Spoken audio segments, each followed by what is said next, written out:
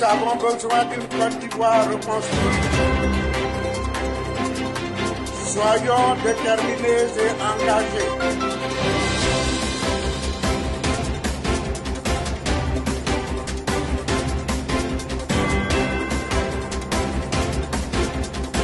Quand le sage montre la lune du doigt, l'idiot regarde le doigt. Que Dieu bénisse la Côte d'Ivoire. Mesdames, Messieurs, bonjour ou bonsoir, selon votre position. Merci d'être en notre compagnie, malgré donc cette heure avancée de la nuit.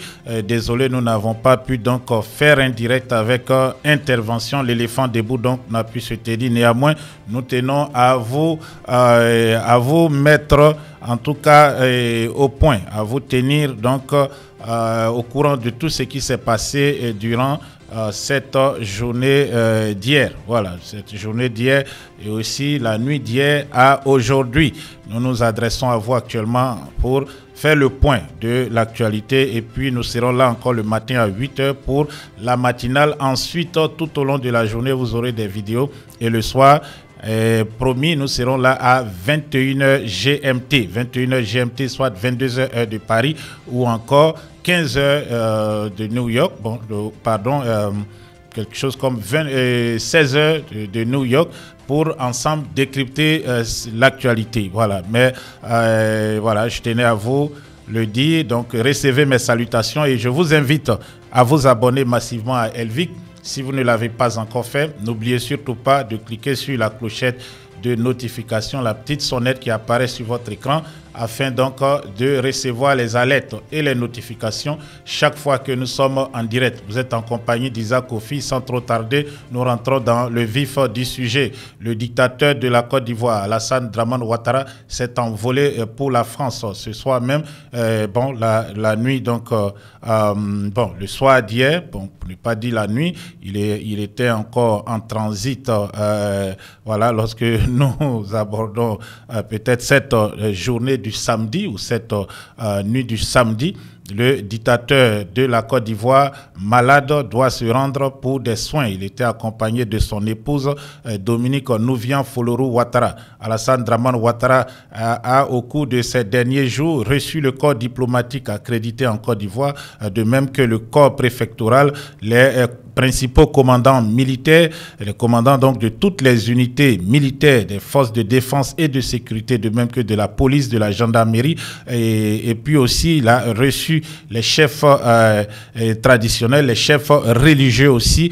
Seuls les partis politiques qui ne croient pas du tout en la sincérité de M. Alassane Dramane Ouattara de veiller à ce que l'élection présidentielle se passe dans des conditions apaisées, ont refusé donc son invitation. À la suite de ces rencontres successives, M. Alassane Dramane Ouattara a présidé une réunion du Conseil national de sécurité consacrée à la préparation de l'élection présidentielle. On le sent très inquiet. Il a ainsi exhorté les militaires ivoiriens à se préparer donc à assurer la sécurité de l'élection présidentielle d'octobre 2025. Tout porte à croire que M. Ouattara crée des troubles qui seraient provoqués par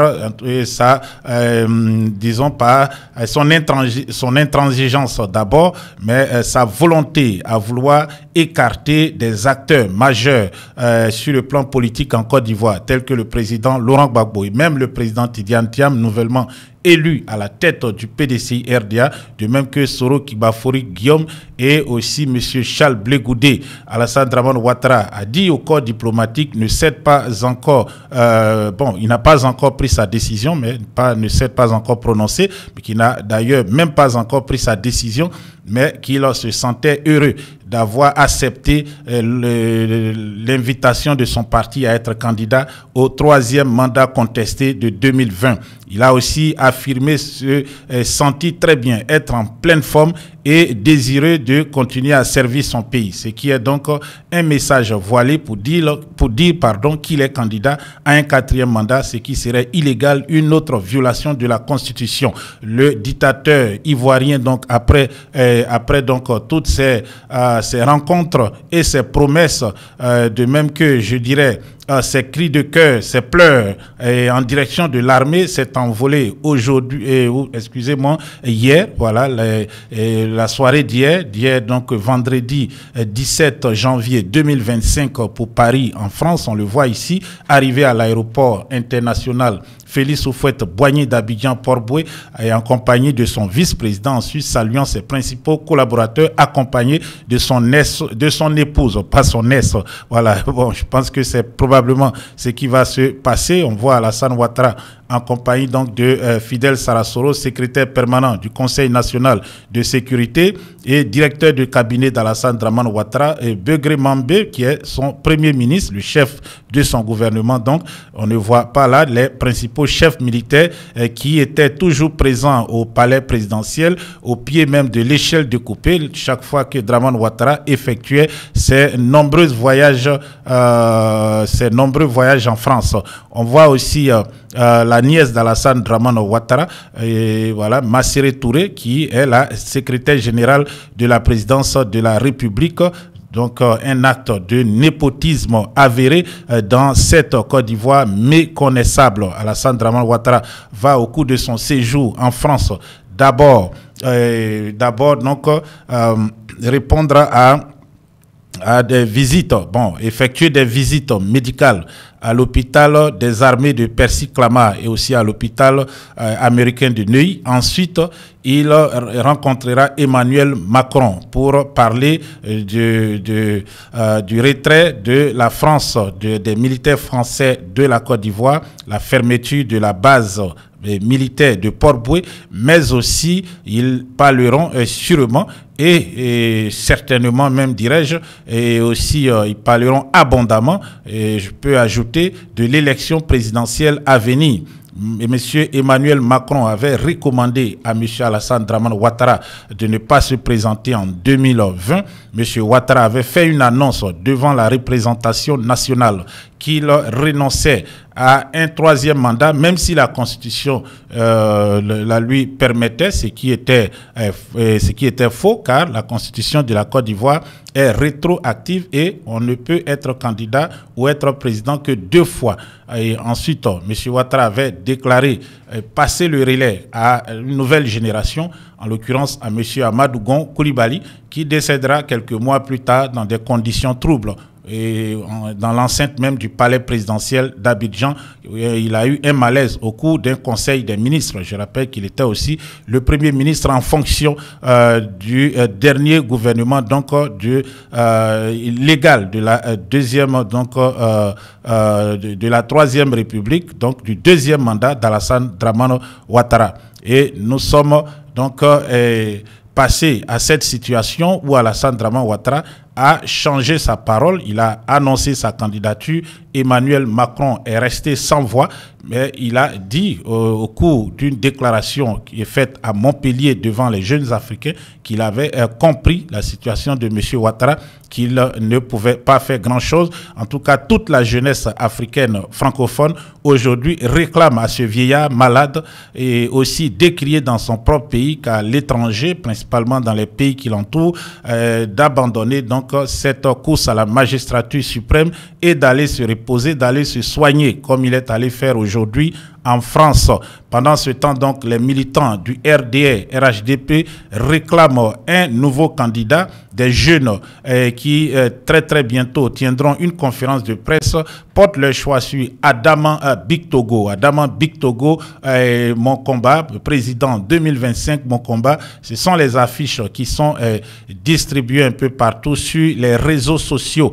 La jeunesse du RDR souhaiterait que l'actuel président de l'Assemblée nationale, Adama Bictogo, qui est aussi maire de la commune de Yopougon et député de la circonscription d'Agboville, porte donc le flambeau du RDR à cette élection à venir. M. Alassane Dramane Ouattara n'est pas pour cette option.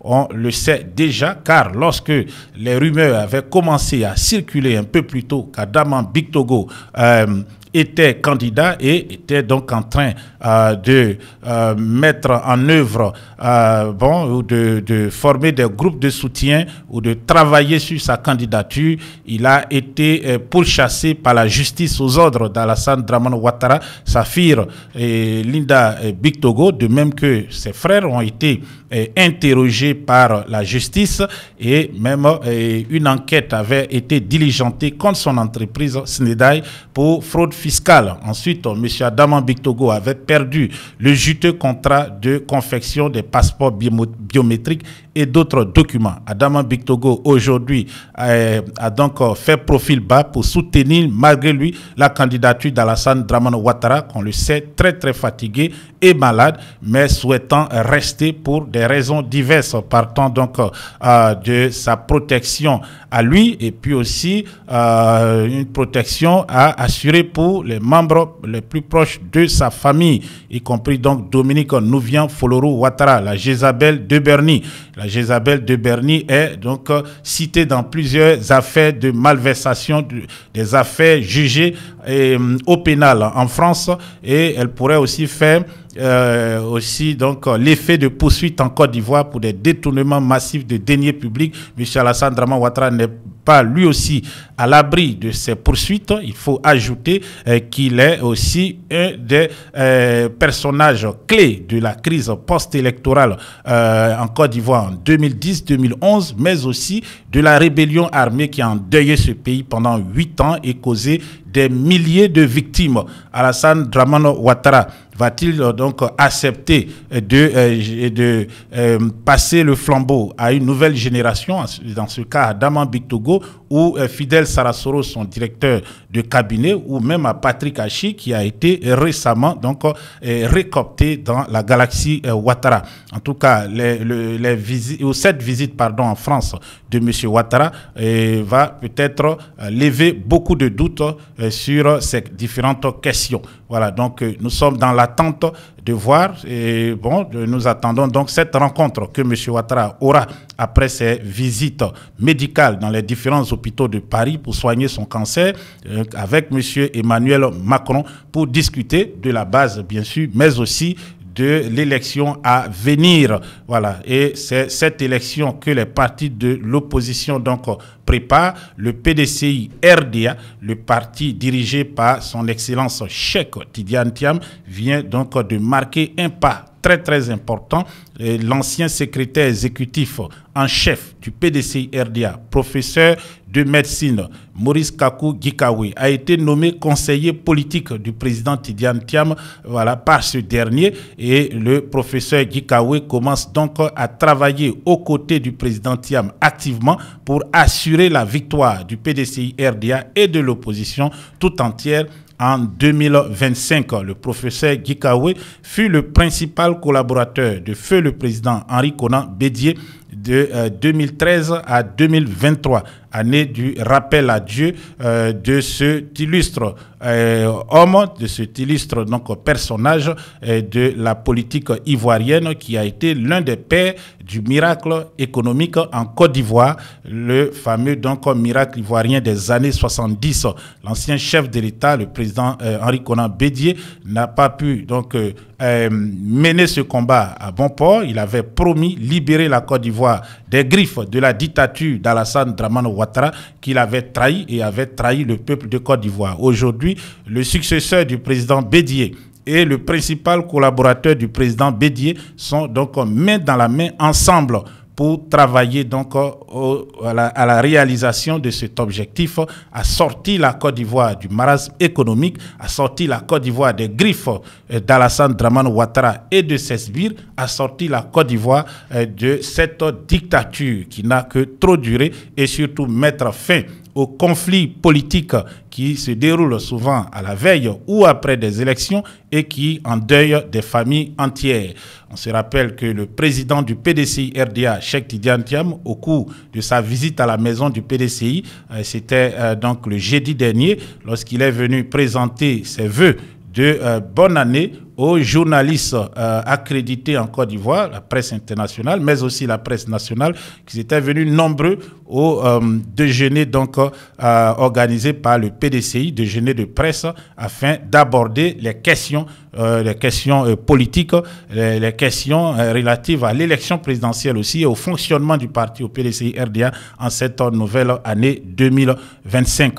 Vous êtes sur Elvic TV et il faut aussi retenir comme en tout cas actualité de cette journée écoulée du vendredi que Guillaume Kibafori Soro va donc s'adresser au peuple de Côte d'Ivoire ce samedi 18 janvier à partir de 20h GMT. Elvic TV retransmettra une partie donc de cette adresse au peuple de Côte d'Ivoire au cours du direct. Nous allons d'ailleurs commencer avec à 20h et à 21h. Donc, nous aborderons les autres sujets et puis aussi nous serons là pour ensemble décortiquer ces différentes actualités. Donc, rendez-vous avec Guillaume Soro à 20h que... prévoit-il? Je rappelle que Guillaume Soro n'est pas aussi inscrit sur la liste électorale comme le président Laurent Gbagbo. Il est condamné d'abord à une peine de 20 ans de prison, ensuite à une autre peine de réclusion criminelle à perpétuité pour coup d'État, pour atteinte à la sûreté de l'État. Et cette condamnation, donc, lui enlève ses droits politiques. Et M. Guillaume Soro était traqué par le régime d'Alassane Dramane Ouattara à travers le monde. Aujourd'hui, il est en exil dans l'AES, aux portes même de la Côte d'Ivoire, ce qui fait encore craindre le régime qui, on le sait depuis un certain temps, a donc multiplié les actes hostiles à ces pays membres de l'AES, principalement dans ce cas le Burkina Faso. Le Burkina Faso donc qui est dans l'œil du cyclone d'Alassane Dramane Ouattara. Voilà, M. Guillaume Soro l'a affirmé il y a quelques jours, il sera candidat à l'élection présidentielle. Il va donc s'adresser aux Ivoiriens, il va encore plus donner, je dirais, des indications sur son programme politique, de même que sur ses actions, voilà, qu'il entreprendra les semaines, voire les mois à venir, afin d'être dans le jeu politique en Côte d'Ivoire. Car on le sait, tant que M. Alassane Dramane Ouattara sera au pouvoir, Guillaume Kibafori Soro ne pourra pas donc ne pourra pas être candidat, ne pourra pas participer à cette élection. Et c'est d'ailleurs un des points qui est le plus discuté, l'inclusivité de l'élection. Si l'élection n'est pas inclusive, doit-on s'attendre à des violences? En tout cas, c'est ce que craint le corps diplomatique, c'est ce que craint aussi le prélat et le peuple dans son ensemble. Alors Guillaume Soro affirme haut et fort, je serai candidat et je serai le prochain président de la République de Côte d'Ivoire. Rendez-vous donc avec lui ce soir à partir de 20h GMT. Donc c'est le rappel des principaux titres de l'actualité du vendredi, de la nuit donc du vendredi à samedi. Nous allons nous retrouver à 8h du matin pour une autre intervention ici sur Elvic, pour un autre flash, la matinale. Nous vous habituons donc à cette rubrique, la matinale, où nous abordons l'actualité donc politique, l'actualité économique, l'actualité sociale, l'actualité culturelle, etc. Voilà, et diplomatique aussi de la Côte d'Ivoire. Donc rendez-vous à 8h GMT. Voilà, et surtout, si vous n'êtes pas encore abonné à Elvic, n'hésitez pas à le faire pour ne rien rater de nos vidéos et cliquez sur la clochette, la sonnette qui est à côté pour recevoir des alertes sur votre smartphone chaque fois que nous postons une nouvelle vidéo ou chaque fois que nous sommes en direct. Passez donc une excellente nuit ou journée selon votre position et rendez-vous à 8h. À tout à l'heure.